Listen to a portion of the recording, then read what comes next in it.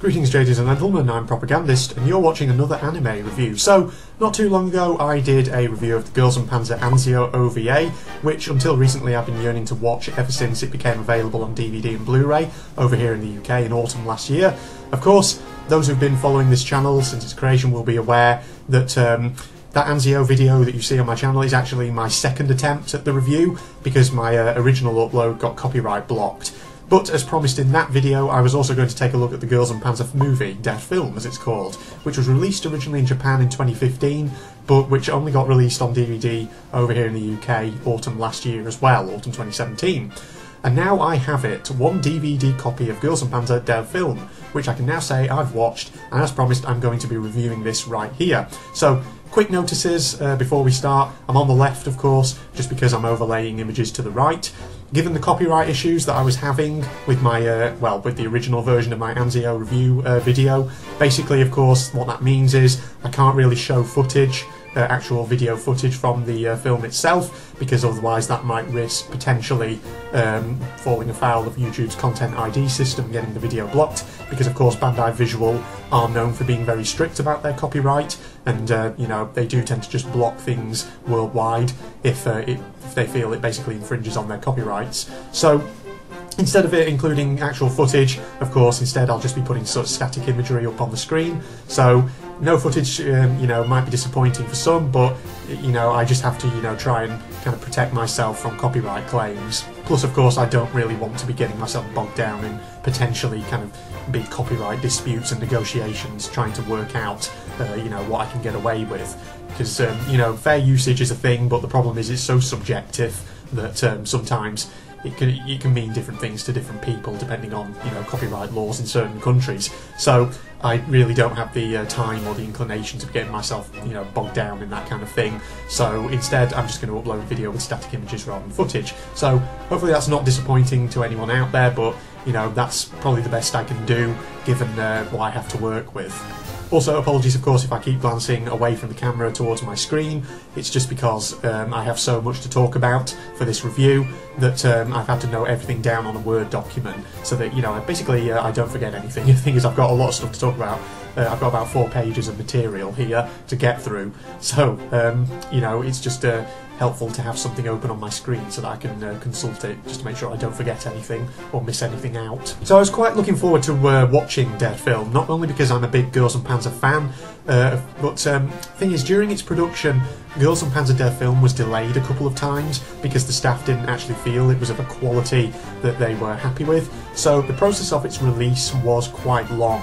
So naturally, my expectations were definitely up there, since Bandai Visual seemed to be taking their time to perfect their creation, and boy was it worth it. I'll start by saying right now that I personally enjoyed this film, and I feel it's a more than worthy addition to the Girls und Panzer franchise. So, as a few kind of quick details, this film is just under 2 hours long. It's 119 minutes, so it's quite lengthy, and there is a lot of action packed in there. So if you're, you know, watching Girls und Panzer primarily for the action, then you probably won't be disappointed by this instalment in the franchise. So before I get into things, as usual with these review videos, I'll give a quick kind of spoiler warning right now. This video will spoil elements concerning the Girls und Panzer TV series as well as Der Film, so if you're hoping to watch either of them for yourself without them being ruined, then this is probably your chance to actually navigate away from this video, because otherwise you are going to get spoiled. So that's your warning right there.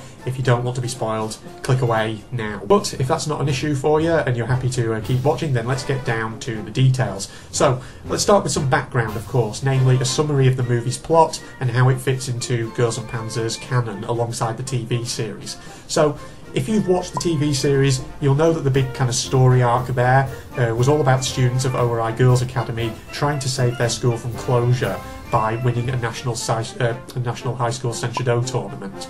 So if you're unfamiliar with Girls und Panzer and you don't know what Senshidou is, then I'd recommend you go and Google the franchise. But in brief, Senshidou is a martial art predominantly practiced by females, young women, high school girls, which involves operating armoured vehicles that date from before mid-1945. So in the world of Girls and Panzer, it's considered to be a bit of a feminine martial art, interestingly. So at the end of the TV series, the Ori girls and their adorable Admirable Commander Miho Nishizumi successfully rescue their school from closure. So the movie picks up not long after that victory, and to the horror of the Ori girls, they're given a bit of a rude awakening when they learn that their school is not actually safe at all, and that the Education Ministry, regardless of their verbal agreement to keep Ori Girls Academy open, is actually planning to press ahead with the school's closure. So, facing the certain ruination of their beloved school and all their friendships, the Ori girls at first believe that their situation is hopeless, that there's nothing they can do.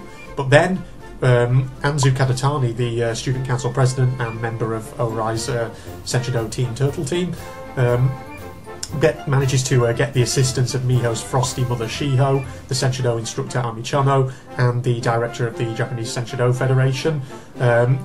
With their help, Anzu is able to get one last opportunity to save Ori Girls Academy, and this time they have the written consent of the Education Ministry's somewhat shady and antagonistic representative. So, in short, they must compete in a total annihilation match against not just some other high school team, but against a University League Senshido force, led by this tween-age tank prodigy by the name of Alice Shimada. So the storyline might not be the most kind of original or groundbreaking plot we've ever seen in anime, but then again, neither was that of the TV series, to be honest. And I'm not sure, though, if that's what Girls and Panzer Der Film actually sets out to do. So what it does set out to do is to provide just under 2 hours worth of feels, action and tension. And to sum it up right now, I thought that it definitely succeeded in that regard. So the fact that the story might not be groundbreaking, to me, wasn't really an issue. It doesn't really matter. At the end of the day, the purpose of GUP Der Film is simply to entertain, and in that respect, it does very well, in my opinion. So the film opens, and right off the bat, we're thrown straight into the action. The Ori Girls Academy Victory Exhibition match, pitting Ori and a new team known as Chiha-tan Academy against the combined forces of St. Gloriana Women's Academy and Pravda High, who are 2 old, friendly adversaries who were introduced in the TV series. So this allows the film to actually start off with a bang, but it's also an opportunity to introduce plenty of new and quirky characters pretty much from the get-go. So there's the aforementioned Chiha-tan team, of course, with their commander Kinuyo Nishi. Now, fun fact here, this team was actually mentioned and their tanks are very, very briefly seen in the TV series at the end of episode 6, but we didn't actually see any of their members. So this is the first time we're actually being properly, formally introduced to them as a team.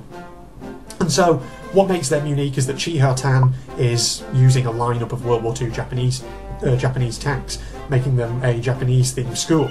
And what makes them particularly quirky is, of course, that they seem to only know one tactic in battle, which is to banzai charge straight in there, and usually get themselves completely defeated in the process.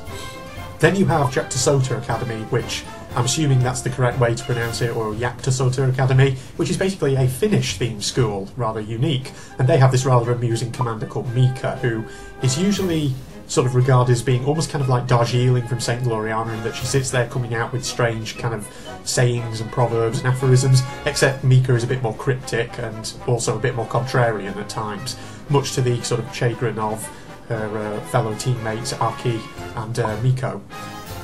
On top of these, some of the existing schools that we've seen previously in the TV series, they get new characters as well, such as the energetic Rosehip for St. Gloriana, or the Russian transfer student Clara for Pravda. Also, a quick aside whilst we're talking about characters here, St. Gloriana's Assam also speaks for the first time in this film. That's the thing, in the TV series she never actually talks. But then, after their exhibition match, that's where things get serious. The Ori girls return to their school ship, and there they discover the unwanted truth that the Education Ministry has decided not to honour the agreement that they reached with Anzu, and that they're going to close the school anyway. Now, I was struck here by how in Der Film there was a much more kind of, like a much more overt kind of antagonist this time round, in the form of the Ministry's representative, or whatever position he's supposed to be in. I think that was an interesting decision on the production staff's part there, to actually have a kind of proper enemy throughout the film. And it was a good choice kind of actually to feature this guy a lot more. He did appear in the TV series very briefly, I think in episode 10, if I'm not mistaken. Or was it episode 9? It was episode 9 or 10, I think, where he appeared. But basically, you know, like I say, he appeared briefly. We didn't see a lot of him, but here in the film he appears a lot more, and he's very much the antagonist of the film. So he is, you know, dead set on actually closing the school against the wishes of the girls of Ori Girls Academy. So the decision to actually have this kind of antagonistic figure was a good one, in my opinion, because it really kind of ups the tension, as this time Ori isn't up against some friendly adversary from another school. This time they're fighting someone who's really dead set against them, who's really very much their enemy. Sticking with characters for the time being, it was also a good touch to see some development of the relationship between Miho and her older sister Maho from Kuromorimine. We got an inkling of the closeness between them in the TV series, and plus if you've ever read the Girls and Panzer Little Army manga, you'll probably have seen that their relationship is delved into a lot there as well. So the sequence in Der Film where we get to see some flashbacks to younger Miho and younger Maho was quite welcome. Indeed, it kind of made me feel a little emotional as well in its kind of adorableness. In fact, that's not the only time though that Girls and Panzer Der Film pulls the feel strings somewhat. The scene where the Ori girls actually discover the truth that their school is still going to be closed was also quite an emotionally charged scene, I thought. I actually felt kind of sad at their shock and dismay.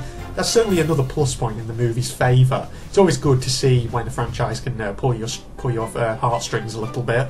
Now, moving away from characters and onto some slightly more technical points, the art style and animation has certainly improved a lot, I think, since the TV series. Don't get me wrong, the TV series was undeniably pretty to look at, but Der Film really kind of takes it up a level, it takes it up to another notch. The animation felt a lot kind of smoother to me as I was watching it, and the animators clearly spent a lot of time detailing in every shot. So, just by way of an example, I mean, in terms of detail and kind of attention to detail, I mean, consider some of the shots of the premises that the Ori girls get moved to after their school ship is taken away, and some of the shots where it has lots of students, not just the Senshido girls, but a lot of the students more generally. You know, there are, I think, no two girls in those shots who look the same, which clearly, you know, shows that a lot of effort went into actually animating and designing those camera angles. In terms of its soundtrack and its sound design, Der Film was every bit as solid as the TV series for me. The booming of tank fires certainly helps to get your pulse racing, whilst in terms of the soundtrack, there's a mixture of music from old favourites from the TV series like the Panzer March, British Grenadiers, through to much newer pieces which have been put together purely for this film, like for example a rendition of When Johnny Comes Marching Home, which I take to be the theme that was used for the selection university team that Ori is forced to face. So I could just listen to some of these tunes over and over again. They were so kind of welcome, so well put together, and well used throughout the film as well. Now, in my Anzio review video I mentioned that a key part of Girls and Panzer is always the feel-good factor. At the end of the day, Girls and Panzer is about friendship, camaraderie, sportsmanship, as well as action, and Der Film definitely continues in that spirit, with a notable example being the scene where the vastly outnumbered Ori team, faced by this University League opponent, is given a boost in numbers by the arrival of all their old adversaries from the TV series, who join them in order to give them a fighting chance against Alice Shimada. But of course, no review of an instalment in the Girls and Panzer franchise is complete without consideration of what probably many Girls and Panzer viewers are there for, what they're most interested in, and that's the actual tank combat, the actual tactics that Miho and her teammates utilise in order to snatch a victory from the jaws of almost certain defeat. So the girls engage in combat in all kinds of environments, from open spaces to enclosed quarters, and it leads to some pretty thrilling scenes. So the tank lineup is also very, very impressive, with plenty of tank types that we saw previously in the TV series, as well as new additions to the lineup. So we see Pershings, Crusaders, a Centurion, even a Mercer Carl and a T-28 Super Heavy. Now, admittedly, Girls and Panzer's sense of tank physics has always been characteristically questionable. I mean, one need only look at some of the tactics utilised in the TV series to actually know what I mean here. But then again, Girls and Panzer isn't about realism, and the crazy tank physics are all there to serve a purpose. They're there to keep things thrilling and entertaining. And, you know, just when the Ori girls and their allies seem to be facing a situation that could completely undo them, and you're wondering how they'll beat the odds, they managed to pull off some crazy manoeuvre, some crazy wacky stunt, which manages to turn the tide somehow. And sure, some viewers will call it ridiculous, but I personally really love it, and a lot of other people do as well. After all, what's not to love about a show where anime girls in tanks catapult themselves through the air in order to disable a gigantic Morse car? So the decision to situate a large portion of the final battle in an abandoned carnival is also an interesting and understandable choice. It enables all kinds of mayhem and crazy combat, with tanks skidding down rollercoaster tracks, rampaging Ferris wheels, and tankettes skimming across water like pebbles. It's ridiculous, it's crazy, and you know what? It's very fun to watch, and it's all part of Girls and Panzer's kind of innocent charm, to put it that way. But for all that craziness, through all of this combat, there's always tension, because this battle against the university team is an annihilation battle. So it's not as straightforward as in the TV series. Ori can't just take out an enemy flag tank in order to win. They have to fight and disable every single opponent, and as a result, the outcome of the battle comes right down to the wire, with Miho and Maho teaming up to take on Alice Shimada in her Centurion. And that final battle between them was glorious in how kind of zany and crazy and thundering and nerve-wracking it actually is. You know, I do wish that I could show some footage from it, so, you know, but of course due to copyright I can only really kind of put static images instead, but hopefully they'll give you an idea of what to expect from it. So just as another kind of aside here, it always amazes me how nobody in the Girls and Panzer universe seems to mind all these schoolgirls going around in their tanks, inflicting God knows how much damage to their surroundings. I mean, just check out some of the battle footage here from early on in Der Film. Well, not the footage, sorry, but static images, I should say, from the battle early on in Der Film, during the opening exhibition match. Granted, again, Girls and Panzer isn't about realism, but it does make me speculate about the nature of the world in which this is all taking place. I think I'll be doing a video on that at some point in the near future, perhaps covering that and the wider subject of the Girls and Panzer world overall. I have some personal theories about it, which could make for an interesting video. So, like I say, that's a subject for the future though, so keep your eyes peeled, you'll definitely be seeing something in that regard in the near future. Apart from the tension and the feels, there's humour in Der Film too. Granted, some of the humour is very much fan service oriented, so it's oriented towards existing fans of the Girls and Panzer franchise. Some of the jokes are ones that, you know, you might only get them if you've watched the TV series, such as Saki and the Butterfly, or the shop owner from Ori, who seems to celebrate every time his premises are accidentally obliterated by rampaging tank girls. So some viewers may also want to know what language I would recommend anyone thinking of watching Der Film to choose, Japanese or English. Personally, I'm not really bothered. I'll happily watch the English dubs if you know, that's available. But I will say this, not everybody likes the English dubs of Girls and Panzer. I don't think the voice actors are necessarily terrible, but I wouldn't rate them particularly highly either.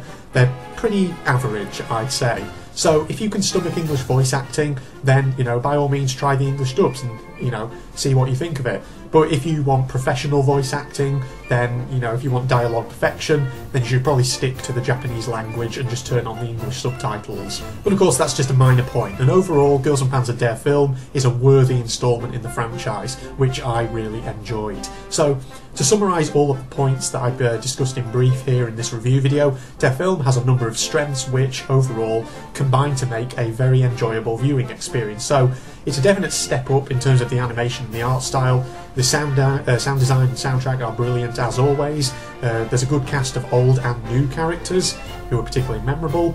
There's a storyline which, whilst not groundbreaking, is certainly enjoyable for what it is. The battle scenes are definitely tense and gripping, and there's plenty of feel-good moments, as well as a couple of emotional moments as well. So that concludes my review of Girls and Panzer Der Film, which I promised I'd do in my second Danzio review attempt video.